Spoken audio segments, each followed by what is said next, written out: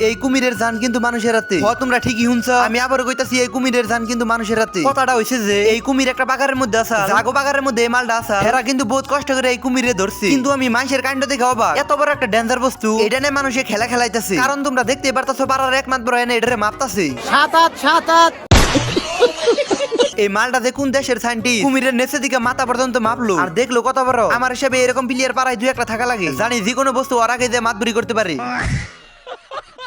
ইয়াল্লা আবার দিয়ে সবাই শুয়া দেখতাছে, যেটি আইতাছে অল্প করে শুইতাছে। এই ভদ্র মহিলা জানি কোন দিকে আইছে, এটাও দিয়ে শুয়ে ফটো উঠাইতাছে। এটা একটা শুয়ার পজ দিল না, কুমির রসন্নানি করলো।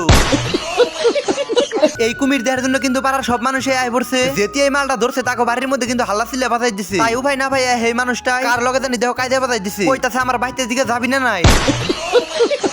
এত বড় একটা ডেঞ্জার বস্তু খালি এই মালটারে রশিদে বাইন্ধা রাখছে দিকে আজকে মানুষ এত উৎপাত করে হারতাছে, যার যেমনি খুশি হেতি হেমনি এটার লগে খেলা খেলাইতাছে। আর মানুষের উৎপাত সহ্য না করবার বাইরে এই বাড়ির একজনের রশির বানি খুলে দিবেন নিছি, কইতে দিলাম স্যার এখন সব টিএমর।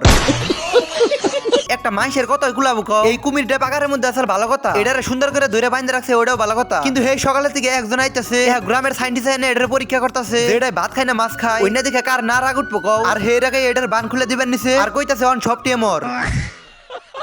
বন্ধুরা এই ভিডিও কিন্তু আমাকে আসামেন না, এই ভিডিওটা আসলে বাংলাদেশের একটা ভিডিও। যদি দেখে ভালো লাগে ভিডিওতে একটা লাইক করবা আর এরকম মিনি ব্লগ দেখতে একটা ফলো করবা।